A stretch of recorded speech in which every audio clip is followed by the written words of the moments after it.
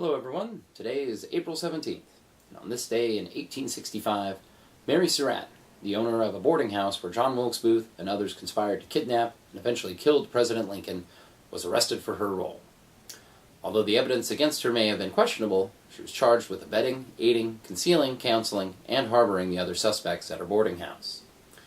The government tried to find legal counsel for the suspects, but no one was really willing to take the case for fear of being seen as disloyal to the Union. She was later convicted, sentenced to death, and hanged, becoming the first woman to ever be executed by the federal government.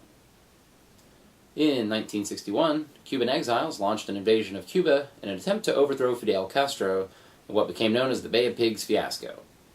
The CIA had funded and trained a group of roughly 1,200 Cuban refugees, who they hoped would serve as a rallying point for the people of Cuba to rise up and overthrow Castro's government.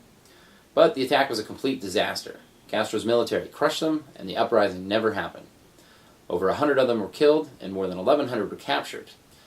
It was a huge embarrassment for President Kennedy, who publicly took the blame for its failure.